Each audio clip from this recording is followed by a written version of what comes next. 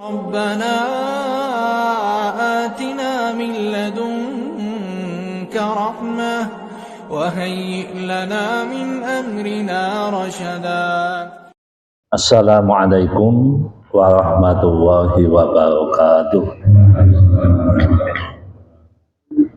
A'udzu billahi minasyaitonir rajim.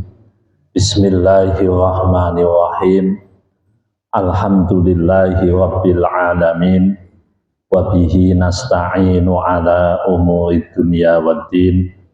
Wassalatu wassalamu ala asyrafil mursalin Sayyidina wa maulana Muhammadin wa ala alihi wa sahbihi ajma'in. Rabbi shrah li sadri wa yassir li amri wahlul 'uqdatam min lisani yafqahu qawli, amma ba'd.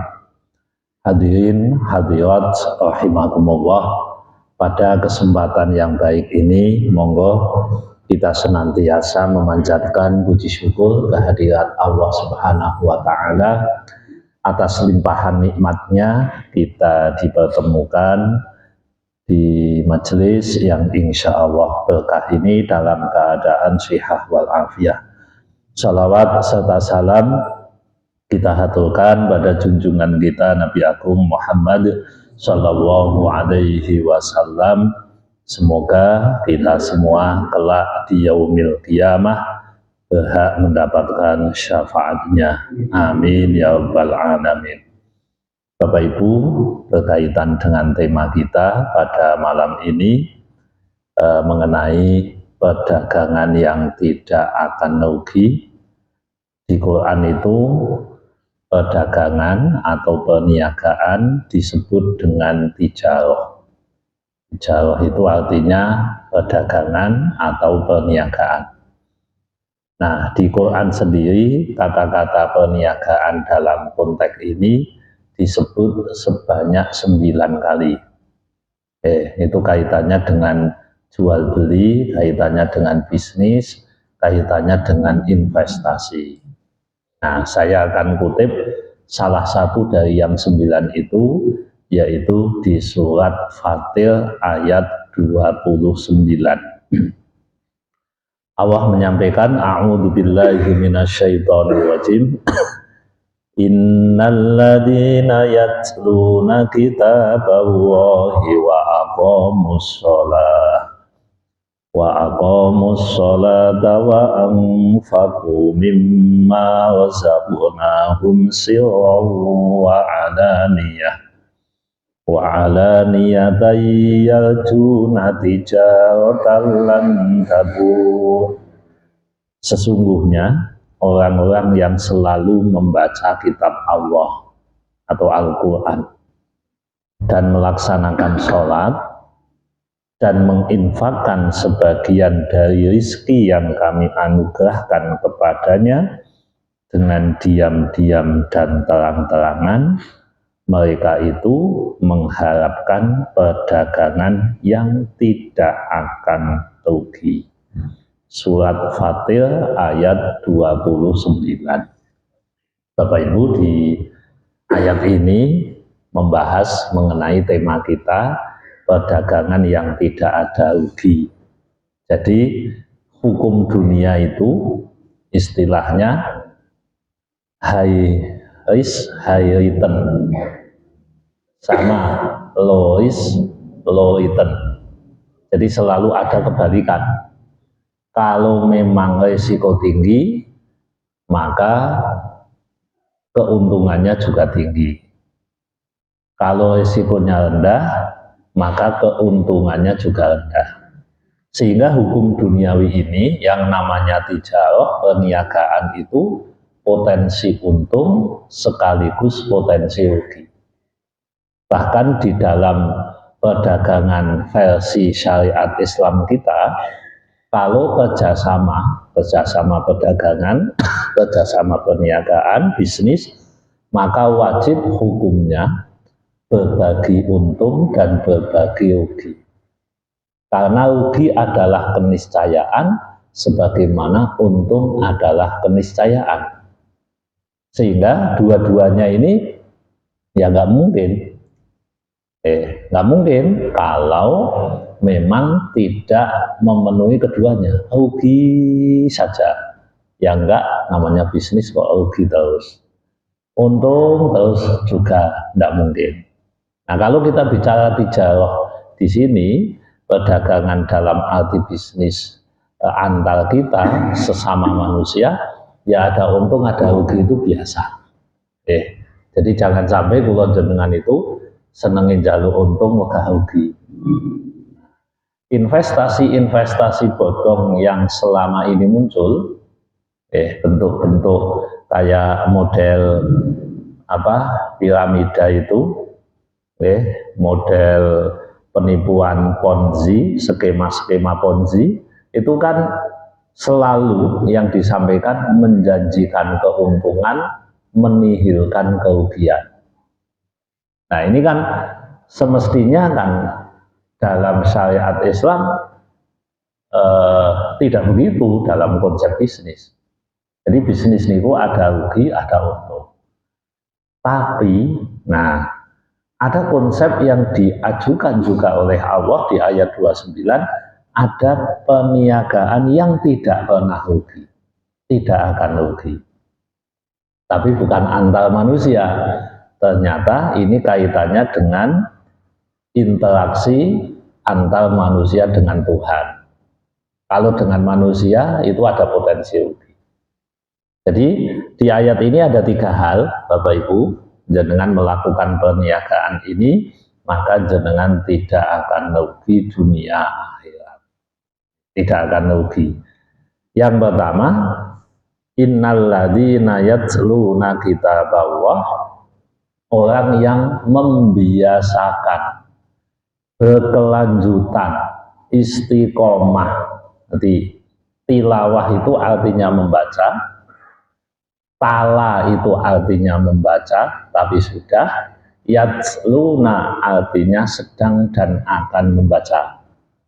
Nah, ayat ini menggunakan fi'il mudhari', kata kerja masa kini dan masa depan, sehingga kalau diterjemahkan sesungguhnya orang yang membaca dan akan membaca, kita sebut dengan istiqomah membaca Quran, itu satu yang perdagangan tidak akan rugi.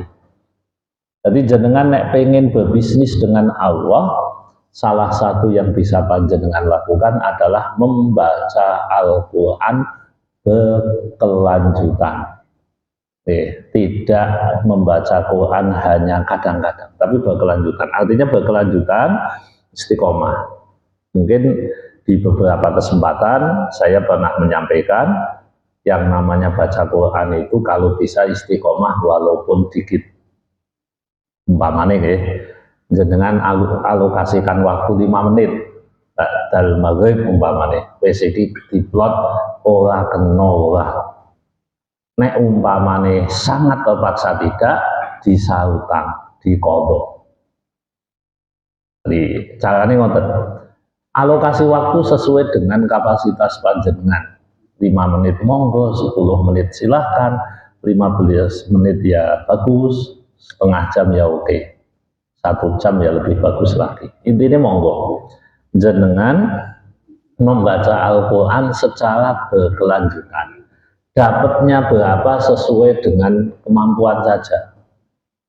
Ya, jenengan bisa mengatakan one day one juz, monggo. Atau 1 hari 1 jam, monggo.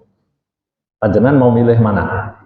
Sing penting nek pengen mendapatkan keuntungan yang tidak pernah rugi, baca Quran. Baca Quran ini modalnya nomor modalnya tutuke iso muni, skillnya bisa baca, itu aja. Alokasi waktu udah itu modal dikit pahala gede. Modal dikit tidak akan rugi, dan yakinlah tidak akan rugi yang namanya baca Quran. Baca Quran itu Bapak Ibu, walaupun terbata-bata, gagap, niku tetap dapat 2 pahala kok. Jadi jangan beralasan, wah kula niku nek maca Quran jan suwi, Pak. Ya suwi apa-apa. Sak jam untuk 5 ayat juga apa-apa. Yang paling penting kalau jenengan ingin mendapatkan perniagaan yang tidak rugi, baca itu Al-Quran. Meh 5 ayat, kula iso Pak. Isane niku mung kulhu, ya kulhu itu dibaleni nganti sak jam kan ya itu akeh. Ya bisa. Saya tidak bisa baca ini. Udah baca Fatihah saja, udah baca kulhu saja, wong isane kuwi diwaca bolak-balik. Yang paling penting baca. Saya nggak paham artinya, nggak apa-apa. Wong sebagian besar memang nggak paham artinya kok. Memang yang bacanya bagus-bagus, ahli qori kayak sing balik-balik nganti nangis ya paham artine. Yo sebagian juga tidak. Ya enggak masalah. Wong memang di ayat ini kita hanya dianjurkan baca. Terus nggak paham nggak apa-apa. Nggak paham nggak masalah. Yang penting moco.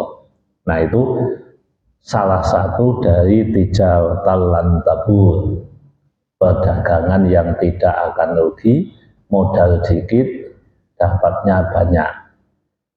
Modal dikit lipatannya berkali-kali lipat. Wong ning donya niku Bapak Ibu, beberapa waktu yang lalu niku ana cerita ning Kediri. Ana perusahaan jenenge Gudang Garam gawe pokoknya jenenge landasan apa jenenge bandara. Iku nek dihitung-hitung kan rugi. Umpamane BEP-ne kuwi rame ngono bandarane, dari sewa tenan, dari parkir pesawat, niku ya paling ora mungkin ya 20 tahun pos 20 tahun. Kuwi nek rame, nek sepi ya ora patek balik. Kalau jenengan ngerti niki jalan tol, pembangunan jalan tol, iku BEP ini pirang tahun? BEP lho Pak, baru balik modal. Ngono gelem nglakoni kok. Komeh nek jenengan ngerti wus, BEP ini pirang tahun lah. Bro. Nah, kenapa itu dilakukan Bapak Ibu? Kenapa itu dilakukan?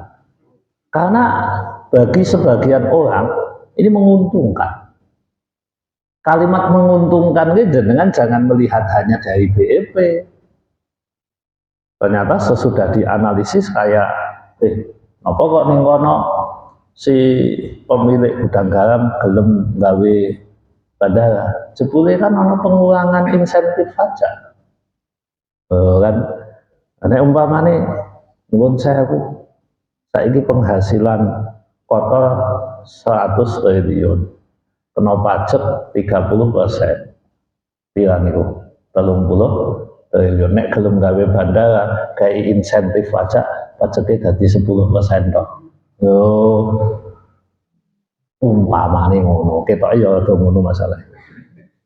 Enggak maksudnya apa sih yang disebut dengan keuntungan itu?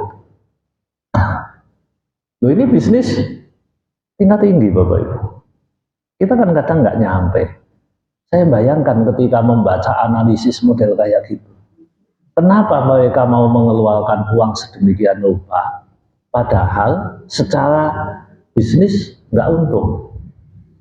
Loh, untung menurut jenengan, kalau untung menurut anu kan beda. Nggak hotel kok ning Bali, ndhuwur kaya ngono, ora iso dicek, wong aksesnya berapa tek payu. Kok iso ngono piye? Dipikir-pikir rugi mboten? Rugi, dalannya api. Tapi wong do ora ngerti, nek dhek tuku tanah ning pinggire 100 hektar.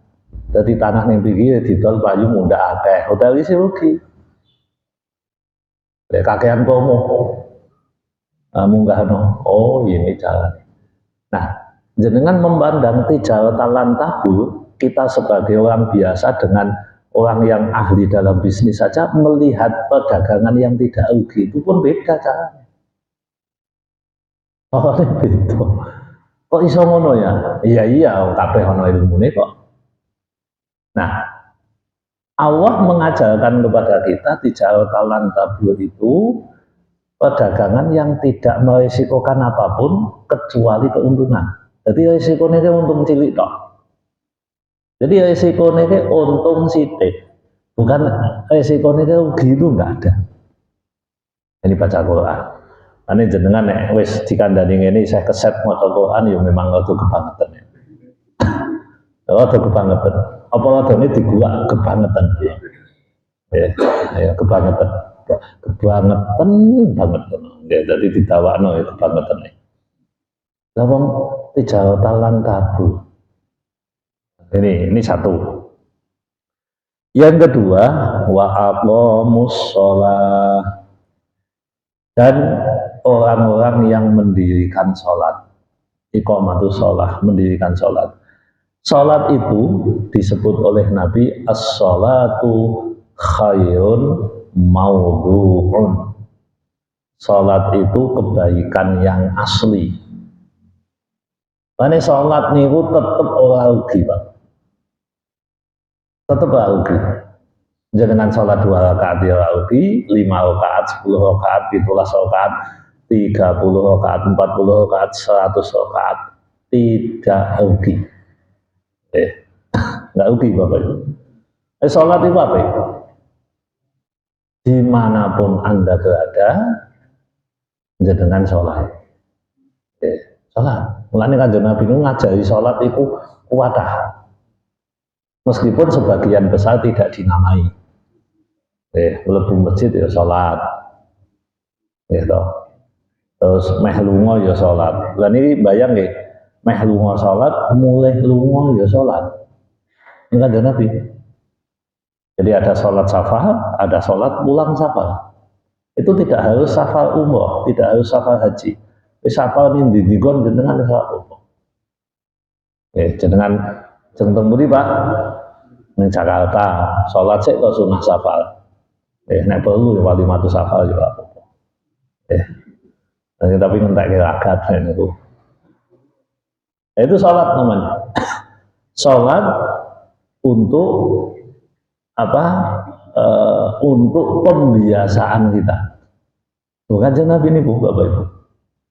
Beliau itu saking senengnya sholat, pernah mengatakan, "Arihni ya Bilal, arihni ya Bilal." Bilal, mbok tolong aku dikai istirahat. Kanjeng Nabi ini ku nek suntuk sholat, nek pusing sholat. Kalau panjenengan pusing kan nyekel HP, munggah delok Instagram ngekek-ngekek dhewe itu bahagia. Nggih. Nek wae ya udut ngopi, maca ana sing ya macam-macam. Loh, ini kan masalah mendefinisikan, Bapak Ibu. Kita itu kan hidup hanya karena sesuatu yang terdefinisikan dalam diri kita toh. Wong kula nek ndelok wong mangan wonten niku. Mangane enak men ya. Enak itu kan ya ternyata kan persepsi toh Bapak Ibu. Jenengan muni enak, wong liya muni wae enak. Ini hanya persepsi yang ada di diri kita. Bahagia juga sama. Lah Nabi itu mendesain. Jadi didesain. Otaknya didesain, hatinya didesain bahwa hiburan kuwi sholat. Ya kan Nabi ini ngoten. Nek kula jenengan mboten, hiburannya apa? Healing, piknik, jalan-jalan. Nah, itu sebagai hiburan. Itu kan nyetandakan sendiri, Bapak Ibu. Itu standarisasi kita buat sendiri kok. Sehingga Nabi itu pernah mengajarkan kepada kita bahwa dijadikan penyejuk hatiku di dalam sholat. Nah, sholat itu termasuk tijaratan lan tabur, termasuk perdagangan yang tidak akan rugi. Jenengan akeh sholate ora bakal rugi. Yang penting sholate mencukupi syarat rukune. Pak ana wong sholat ngebut piye, Pak? Sik delok sik. Ngebut tapi syarat rukun itu terpenuhi tetap tidak rugi. Ya mung batine sithik ngono tok. Tapi kan enggak rugi, tetap bati Bapak Ibu. Wong salat kok rugi. nggak ada. Jadi dengan yang kedua, pertama baca Quran, yang kedua sholat, yang ketiga wa anfaqu mimma razaqnahum sirran wa alaniyah. Nah ini kalau ini agak modal ini, menginfakkan sebagian rezeki yang telah diberikan oleh Allah kepadanya secara sir. Sir itu artinya rahasia, sembunyi-sembunyi. Wa alaniyah, dan secara terbuka. Nah ini juga termasuk perdagangan yang tidak akan rugi, Bapak Ibu. Tadi yang saya sampaikan. Ini kita hitung-hitungan ini kan rugi Pak. Jenengan punya duit 10 juta, diinfakkan sebanyak 1 juta. Kalkulasi matematik rugi Pak. Kalkulasi matematiknya 10 juta kurangi 1 juta sama dengan 9 juta. Oh, berarti jenengan belum bisa jadi pemilik gudang garam. Belum mudah. Belum paham. Kalau jenengan paham begitu, oh iya. Ternyata saya tidak rugi. Kenapa? Saya akan mendapatkan fasilitas di akhirat sedemikian rupa. Itu sir, sodakoh sir, sodakoh rahasia. Ya kalau bisa kita memiliki begini. Sodakoh rahasia itu tidak harus tersembunyi sama sekali, tidak harus gitu. Contoh Bapak Ibu, kalau contoh ini, pengenalan jenengan iso. Enten tiang. Jenengan sodakoh sir itu bisa ada orang jualan, jenengan tidak butuh, tapi jenengan beli dengan niat karena memberi kebaikan kepada mereka. Itu namanya sodakoh sir. Wong dhewe butuh kok. Ndak butuh. Ana wong dodol ondo dipanggul. Enten to niku? Wong sakit temen tak tukonane. Butuh ondo, mboten aku ning omah wis duwe ondo. Pokoke apa? Jenenge lebih-lebihan. Ya enggak, wong niate memang bantu dia, tapi ondone kayak wong. Itu salah satu bentuk sedekah sir. Jadi sedekahnya kita rahasiakan. Niatnya kita rahasiakan. Itu satu. Yang kedua, sedekah karo wong sing ora kenal. Kan yo ora ngerti to. Kapan jenengan jajan endi tengok ning mburi kaya ana wong kaya wong papat. Ngomong karo kasih, Mbak, wong papat entek piye kok? Kaya Mbak. Itu wis mesti gak lunga. Nah, tinggal lunga. Dia tidak tahu jenengan, jenengan tidak tahu dia. Tidak ada niatan kecuali ya memang pengen sedekah sir. Rahasia. Itu bagus Bapak Ibu. Kalau bisa itu jadi karakter bagi kita sehingga kita itu bersedekah memang ya tidak pengen kelihatan. Nek wong mboten kenal kan ya wis tinggal tidak tahu. Nah, tapi ya aja sembunyi-sembunyi kabeh. Teng mriki kan enten alaniah terbuka. Ya kapan-kapan kula jenengan sedekah diketokke. Diketokke tapi aja akeh-akeh niku polsine ya 30% wae. Jadi nek sing ketok kae ning ngene tulisan sedekah si fulan 10 juta, itu berarti dugaane dhek sing rahasia itu mungkin 40 juta. Ngono. Aja kuwale sing ning kono 5 juta sing sirna. Jadi supaya ada keseimbangan. Tapi keseimbangan yang bagus itu sir lebih dominan daripada alaniyah. Lebih dominan. Nah, maksudnya saya sekali lagi tidak harus nggak ada yang tahu. Lah piye ora ngerti kancane. Oh iso. Lah sing disodakoi kan yo ngerti to, Pak. Yang disodakoi yo tahu.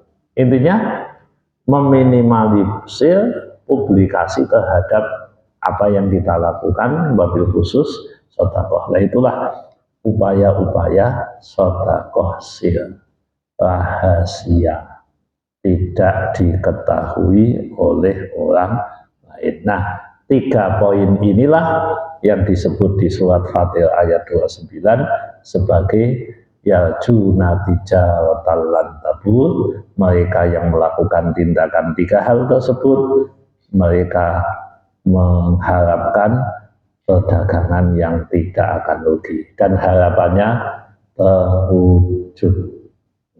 Nek liyane kuwi 50-50, bisa terwujud, bisa tidak. Ngoten Bapak Ibu ingkang saged kula aturaken, mugi-mugi manfaat. Kirang langkung nyuwun pangapunten. Monggo kalau ada pertanyaan dipersilahkan. Langsung saya bertanya mengenai dan tidak ada saya langsung jawab.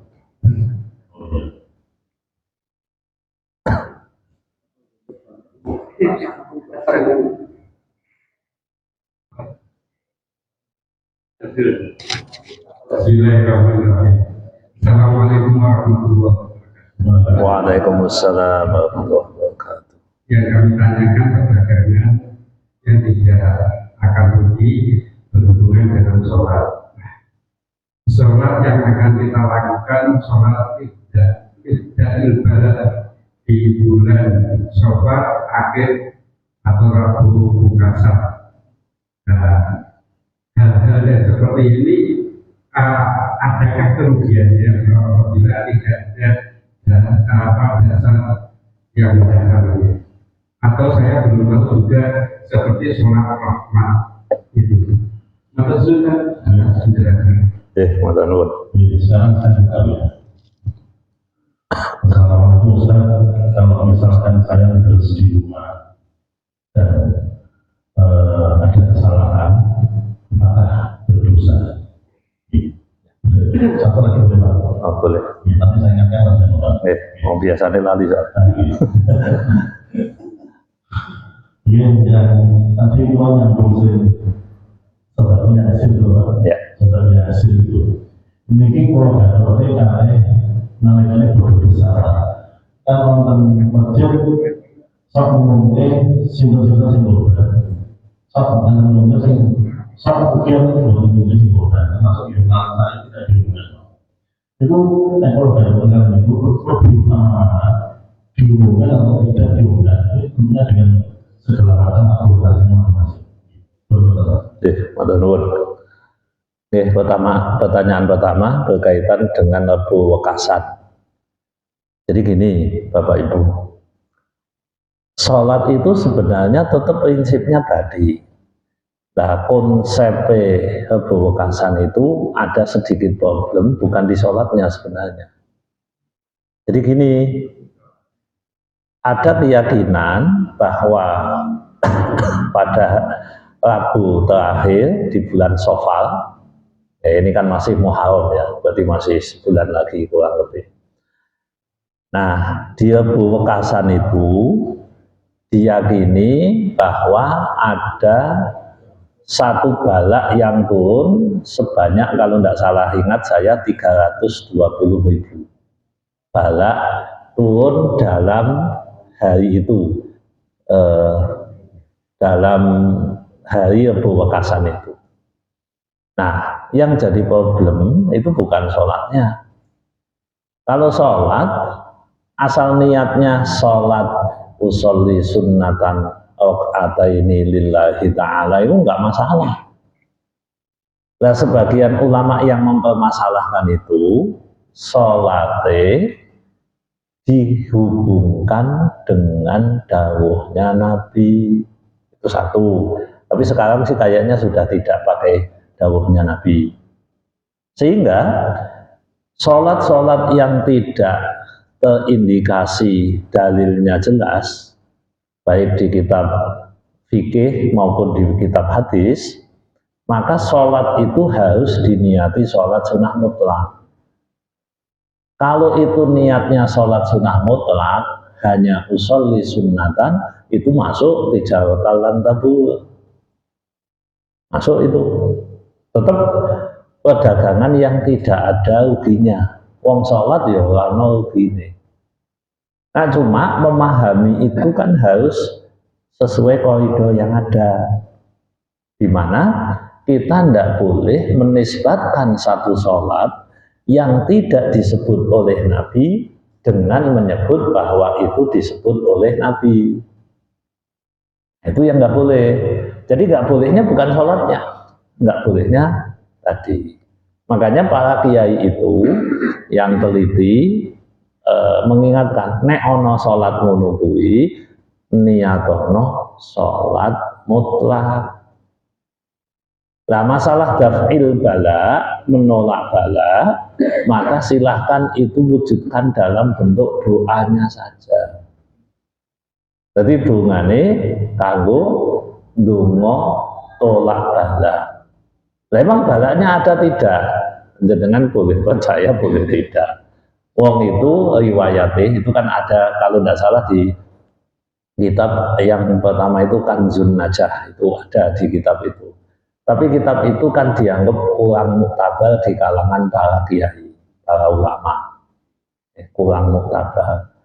Terus kalau tidak salah di kitab Khazinatul Asrar, di kitab Khazinatul Asrar itu juga ada beberapa riwayat yang menunjukkan sholat-sholat macam-macam. Nah di kitab itu biasanya yang dipakai.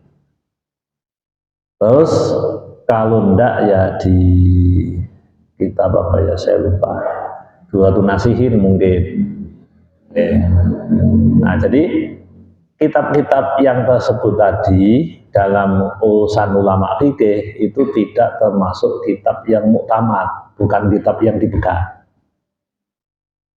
Cuma karena ini sholat sesuai dengan dawuhnya Nabi tadi, as-sholatu khairun maudhu'un, sholat adalah kebaikan yang asli, maka sholatnya enggak masalah. Yang jadi problem di sebagian pendapat itu adalah kaitannya dengan apa yang melatar belakangi dan kemudian dinisbatkan kepada Nabi.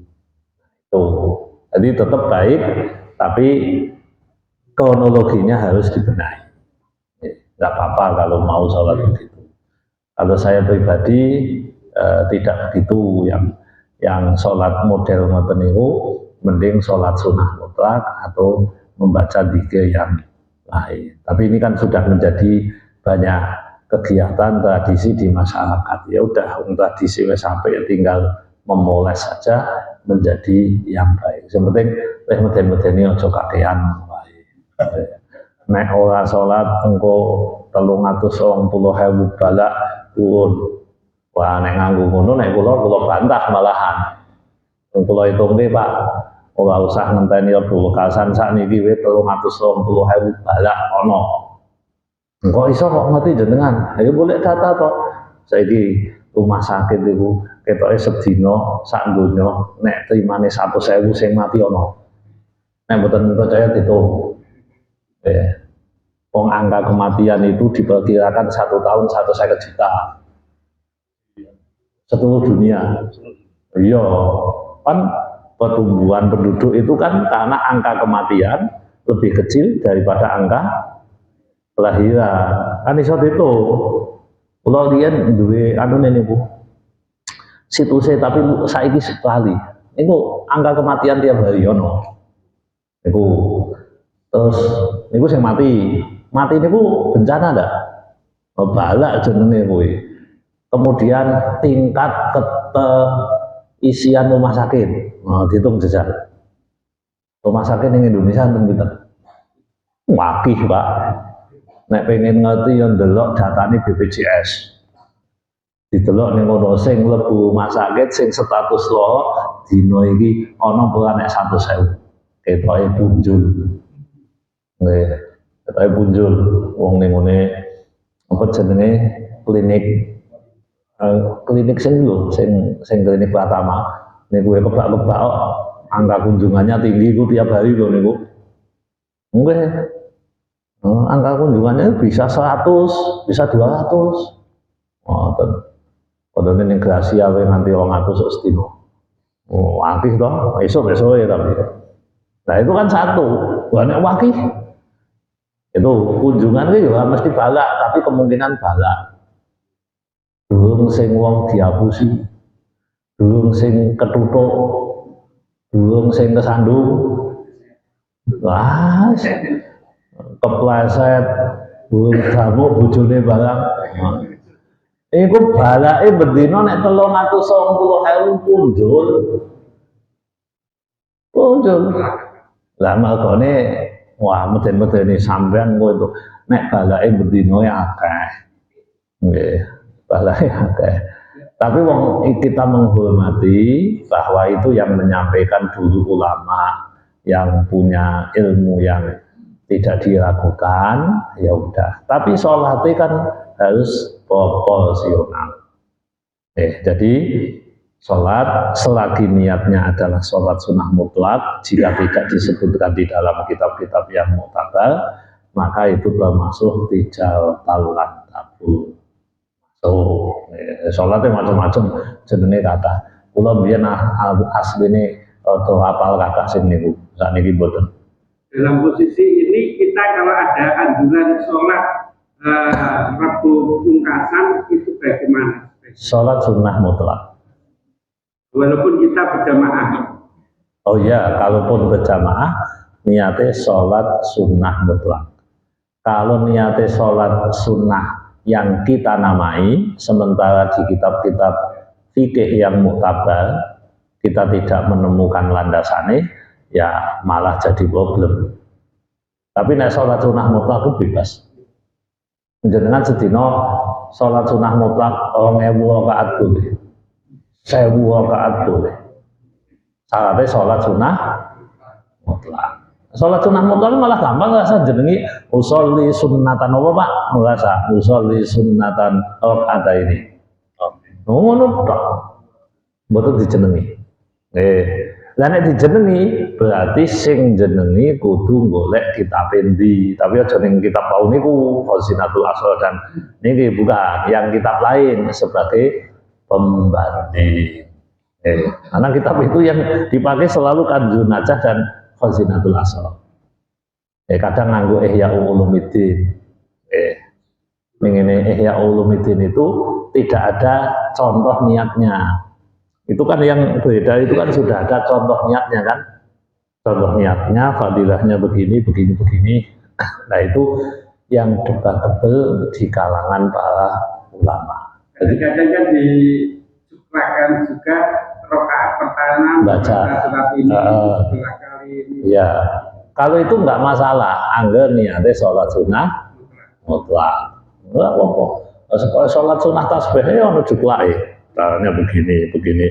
Nah, itu sholat sunnah tasbih itu sebenarnya masuk sholat mutlak. Tapi karena sudah menjadi tradisi di kitab Al-Adhkar disebut itu namanya sholat tasbih. 300 kali tasbih itu ada di kitab Al-Adhkar. Nah, kitab Al-Adhkar itu karangannya Imam An-Nawawi. Yang An-Nawawi itu menyebutkan bahwa ini menjadi tradisi orang soleh dulu sehingga riwayatnya lebih kokoh daripada yang ditanyakan tadi. Itu kan banyak itu, termasuk sholat gaib, banyak kalau itu. Kula dongeng ngandani jenengan sing ngono kuwi akeh iso, tapi mboten kula. Yang tadi itu toh sholat sunnah macam-macam, A B C D, wis sholat sunnah mutlak wae. Nek kurang akeh duhane 12, tahajude 100. Nek kurang kathah, wak kula pengen kathah witire 11. Tahajude kurang akeh 1000. Apa-apa. Nek kurang kathah. Jadi yang lebih maksudnya itu malah dilakukan tiap hari, tidak menunggu momentum. Tapi momentum-momentum bagus itu bisa kok. Malam Idul Fitri itu waktu yang bagus ya sholat sunnah malam. Siap. Yang kedua Pak, Quran di rumah misalnya salah apa enggak? Oh ya, terima kasih. Maca Quran niku nek salah mboten dosa kejaba ra gelem sinau. Jadi tidak apa-apa sholat. Kula jenengane coba definisikan apa itu salah. Loh, salah niku kalau jenengan mau lihat sejak pakai apa mikroskop, wah lo salah ini ku bot kurang mecucu, kakean mecucu ya salah. Piye jajal? Tafkhim kudune kandel malah talkik kuwi ya salah. Ya toh, dengung jatahe satu alif kok setengah alif ya keliru. Panjang jatane ketuk kok wah niku ya salah. Lah terus sing jenenge salah kuwi piye? Kula jenengan isine salah tok. Makanya kesalahan-kesalahan itu kan salah tempat wakaf, salah bunyi, salah makhraj, salah apa? Salah intonasi. Oh, iso salah kabeh. Jadi nek salah selagi jenengan itu posisinya mau belajar, salah jenengan itu mboten masalah.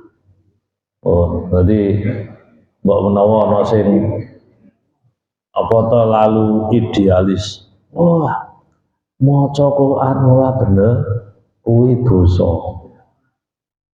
Oh, malah sing dilaknat kowe. Qai'il Quran wal Quranu yal'anu niku hadis. Akeh wong maca Quran tapi Quran nglaknati dhewe. Wah, daripada risiko dilaknat asah maca wae. Nggih. Mboten ngoten. Nggih. Utawa ngaji kitab Jazariyah. Nah, kula kan wis ngaji nek Jazariyah Bapak Ibu. Alhamdulillah saya sudah ngaji sing kitab-kitab apa niku? Kitab tajwid ya. Hidayatul Sibyan. Ngaji kula. Terus Tuhfatul Atfal, alhamdulillah pun. Hidayatul Mustafid, ya pun. Jazariyah, ya alhamdulillah pun. Lah sing maca kebablasan sing kakean niku biasane cok ngutip kitab Jazariyah. Maca Quran nek salah dosa. Boleh iki nek ditung-itung umpamane dosa Bapak Ibu. Isih menang lek jenengan maca. Dadi dosane cilik maksudnya. Kuwi wae nek sengaja ora gelem sinau. Nek gelem sinau jenengan masih berusaha, enggak apa-apa. Enggak apa-apa. Salah ya panggonane menungso. Enggak masalah. Lah Kanjeng Nabi dawuh ngeten. Al-mahiru bil Quran ma'asafaratil qiyamil bararah. Orang yang mahir dengan Al-Quran, dia akan bersama dengan malaikat-malaikat qiyamil bararah, malaikat yang mulia. Nah terus Kanjeng Nabi walladzi yatata'ta'u, dan orang yang gagap. Gagap itu mesti keliru, ngapa sih salah kok? Bis-bis ngono kan salah kok. Penafasan salah kan ya ndak boleh, nyolong ambegan kan ora oleh. Kemudian kula nek mulang TPK nyolong ambekan kula tutuk kok. Ngono kok. Nek nyolong ambekan ping 3 mundur sinau neh nek maju. Ngoten. Niku nyolong ambekan. Kula wal asrin nal insa. Salah kabeh kuwi jenenge Pak. Padahal kesalahannya lebih kecil daripada gagap. Nek gagap kan ya tak tahu kan tak bismillahirrahmanirrahim. Niku mawon kata Nabi dapat 2 pahala. Tidak mengatakan dapat dosa. Lah wau sing Quran melaknat itu adalah orang membaca Quran tapi mengingkari Quran. Orang membaca Quran ngerti nek ning kono ora oleh tabrak. Ning kene ora oleh zina. Alah zina sithik ya apa-apa. Ngono kuwi jenenge dilaknat. Ini menentang jenenge. Tapi selagi sekedar kesalahan di bacaan itu kan ada ukurannya. Betul, di tajwid itu ada kesalahan jali, ada kesalahan khafi. Kuwi nek dadi imam, nek jali memang nek Fatihah batal, nek non Fatihah nih boten. Non Fatihah niku apa-apa jenengan salah niku ora batal nggih. Umpamane wal apa jenenge? Illal ladzina amanu wa amilus solihati kudulene falahum ajrun ghairu mamnun kan ngono ning ngene batin.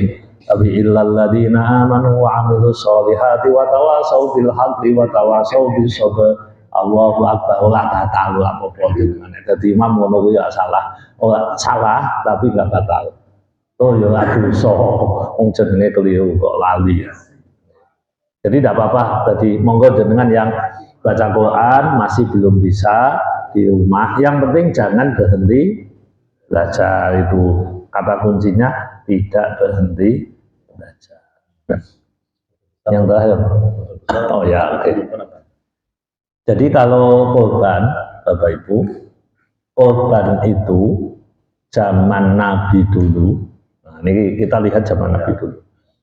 Jadi korban itu termasuk dari syiar agamanya Allah. Syiar agamanya Allah. Karena ini syiar, maka publikasi lebih bagus daripada sembunyi. Zakat itu lebih bagus terpublikasi biar tidak menimbulkan fitnah. Zakat oke, jadi wong ben do ngerti nek niku zakat. Soalnya nek orang bayar zakat kan biar diparani karo amil. Sampun kok bayar zakat duitnya akeh, sampun lagi rahasia ora oleh. Sampun si fulan dibandane kula ana seksine enten selesai. Nah, karena terpublikasi. Makanya kayak sholat wajib lebih baik kelihatan apa tersembunyi? Kelihatan. Sholat sunnah lebih baik tersembunyi. Jadi ada situasi di mana alaniyah atau terbuka lebih bagus daripada tertutup. Ibadah yang bentuknya syiar terbuka lebih bagus. Yang ngaji ini lebih baik terbuka daripada tertutup. Malah medeni nek ngaji tertutup bahaya, kalimatnya ora iso diverifikasi barang. Bahkan mohon maaf, istilah para kiai di Indonesia itu, wong ngaji kok tertutup, modelnya tidak terbuka, itu justru dikhawatirkan yang diajarkan tidak sesuai dengan yang seharusnya. Jadi dalam konteks kurban, haji dan sebagainya, karena itu termasuk syiar-syiar agama Gusti Allah, maka terbuka lebih baik. Ya, diumumkan bagus. Apalagi nek kongsian. Nek kongsian berarti kan Indonesia ini kan senengannya kan sapi satu untuk 7 loh. Senengane. Aslinya ke kalimatnya dongnya sapi siji kanggo wong siji tapi oleh kanggo wong pitu. Oleh kanggo wong pitu maksudnya. Tapi nek kula jenengan mboten, memang wong sapi siji kanggo wong pitu. Dadi kalimat oleh kanggo wong pitu kaya-kaya ilang. Adalah aslinya oleh kanggo wong itu. Jadi boleh, 7 orang itu boleh. Dan itu yang menjalankan 1 untuk 7 itu kalau zaman Nabi nggak banyak. Tapi kalau jenengan memang usume ngoten ya. Nah kalau kongsi begitu bersama-sama ya diumumkan, namanya disebutkan. Apalagi di Indonesia nyembelih niku kan boten nyembelih dewe. Maka nek nyembelih enggak dewe otomatis mesti diumumkan. Kenapa kok mesti diumumkan? Karena si pengorban itu disunahkan untuk hadir menyaksikan. Jadi otomatis itu bagian dari publikasi. Matur Bu. Ya. Bapak Ibu, monggo kita akhiri kanthi doa. Bismillahirrahmanirrahim. Allahumma shalli wa sallim ala sayyidina Muhammad wa ala ahli sayyidina Muhammad. Alhamdulillahi rabbil alamin. Allahumma ighfir lana dzunubana wa liwalidina warhamhum kama rabbauna shighara. Allahumma sallimna wa sallim dinana wa sallim ahwalana wa sallim ahlana wa sallim auladana wa sallim talamidana min afatid dunya wal akhirah wa min fitnatihima. Rabbana atina fid dunya hasanah wa fil akhirati hasanah wa qina adzabannar. Wa sallallahu ala sayyidina Muhammad walhamdulillahi rabbil alamin. Matur nuwun tiyang langkung nyuwun pangapunten. Assalamualaikum warahmatullahi wabarakatuh.